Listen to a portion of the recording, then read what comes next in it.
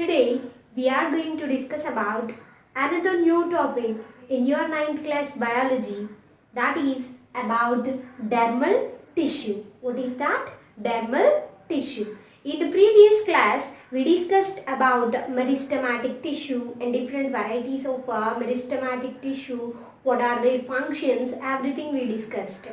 And today we are going to know more about dermal tissue. As we all know that the term derma means nothing but the outer covering, which means skin. Here the dermal tissue forms skin for the plant body. It just involves in the formation of outer coverings in order to protect the plant body. Is it right? How like a animal body get protection to each and every part by the help of a outer covering layer called as skin. In the same manner, the plant body part also covered with a layer of skin. Okay, that is called as dermal tissue.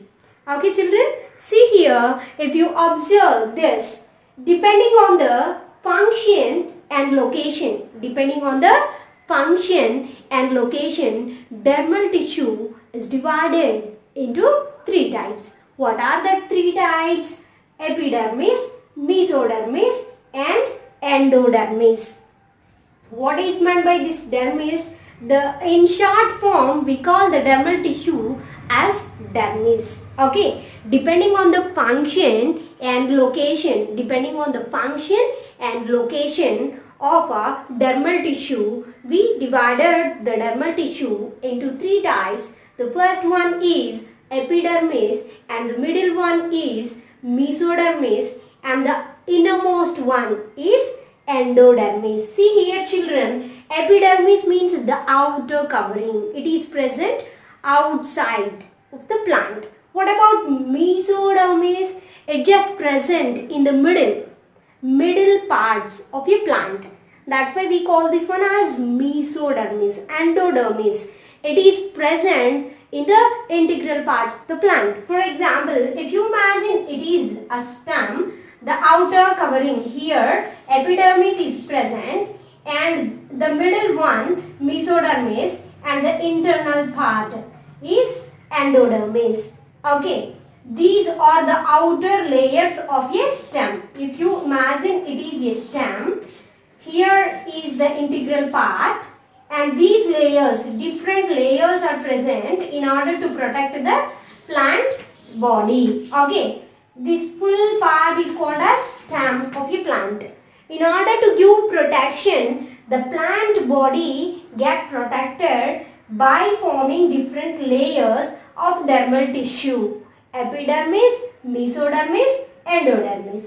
Epidermis, mesodermis, endodermis. Like that, it is just giving protection for the plant. Okay. If you see the structure of a plant, from how like our body is covered from top to bottom, each and every part is covered by skin. In the same manner, from top to bottom of your plant is also covered with a dermal tissue. Okay, if you see here, the roots are also get protected by the dermal tissue, and the shoot, the stem also get protected by the dermal tissue.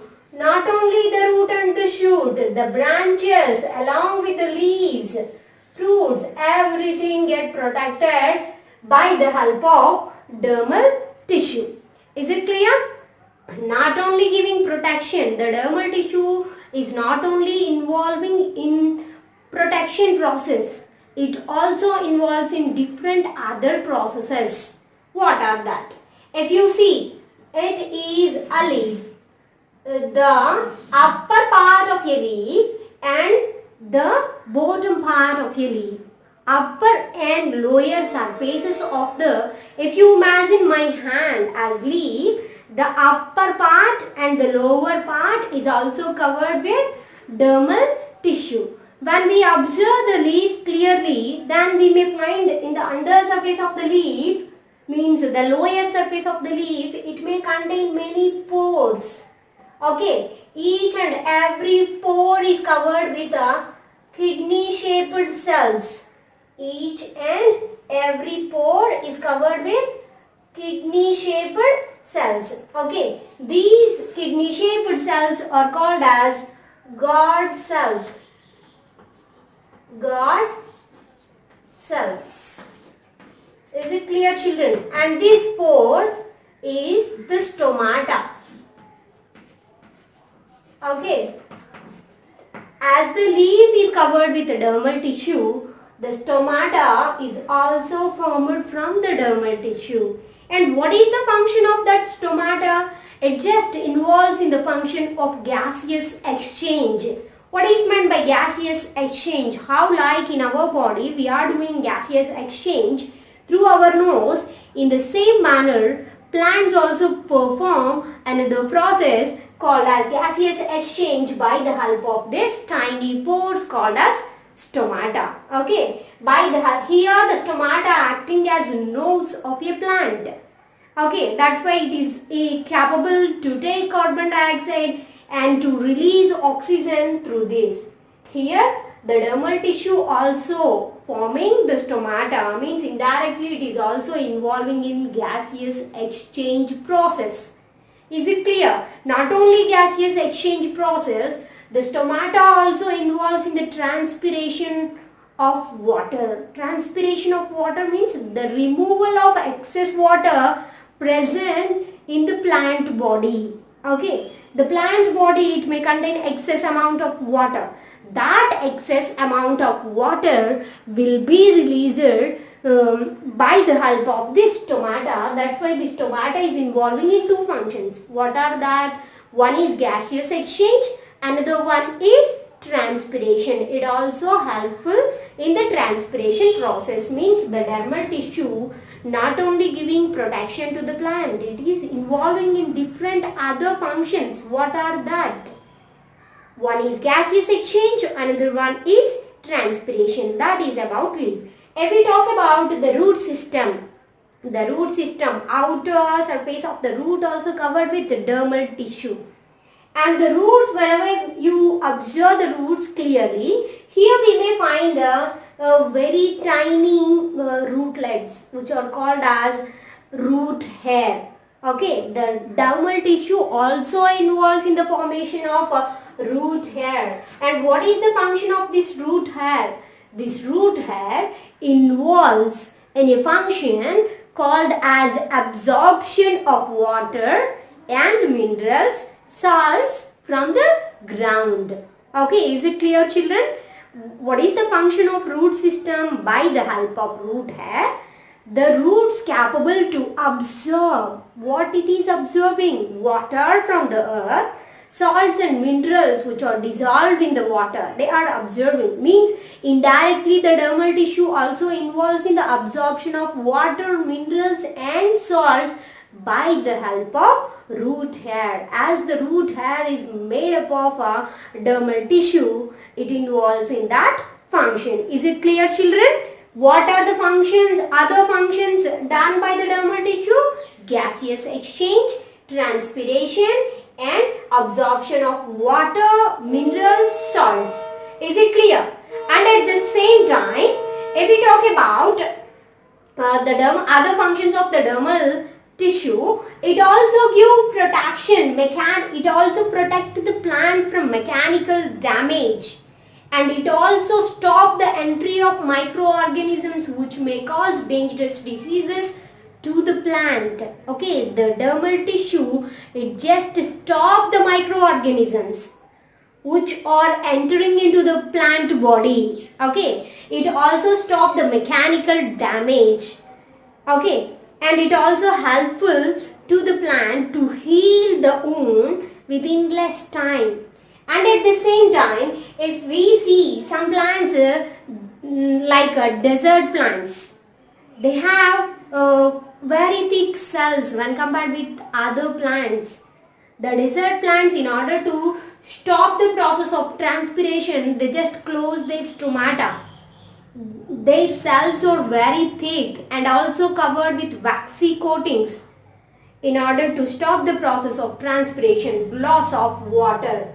Okay, just here the dermal tissue also give protection to the desert plants by having waxy coating and also having thick cells. Okay, is it clear? Means the dermal tissue is very useful for the desert plants in order to survive better in favorable situation. Okay, the conditions which are not favorable in the deserts, there is very less availability of water and there is no any favorable conditions in the desert. In such conditions also plants are able to survive.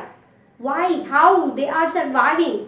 Because the dermal tissue give more protection when compared with normal plants, as they give more protection to the desert plants. Okay, is it clear, children? And if we talk about some plants like neem and acacia and some other plants, whenever we touch or whenever we just did one injury to the stem, we scratch the outer layer of the stem or a trunk, we are able to see certain gum, a certain amount of gum is secreted from the stem.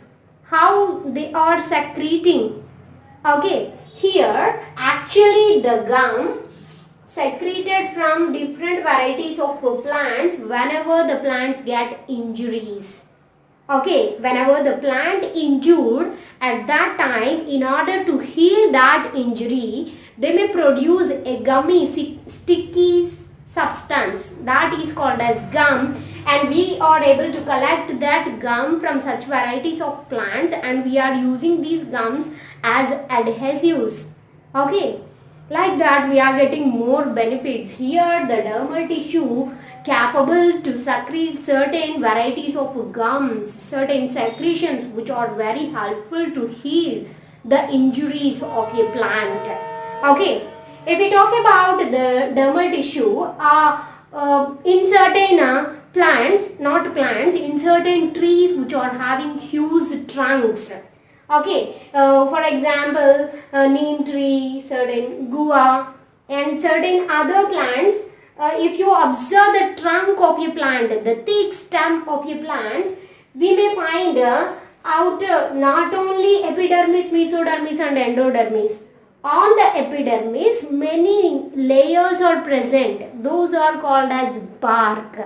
Means here epidermis is present inside the bark. Only in certain varieties of trees, we just find several layers of a dead tissue called as bark. Okay, means a dermal tissue also not only involving in the formation of epidermis, mesodermis, endodermis. In order to give more protection to certain varieties of plants, they also form several layers of bark. Is it clear, children? Like that, the dermal tissue involves in different functions and it may exist in different parts of plant, not only giving protection to the plant, it also involves in different other functions of plant. Certain cells of dermal tissue also involves in the process of photosynthesis. Do you know this? How like a leaf is involving in photosynthesis process.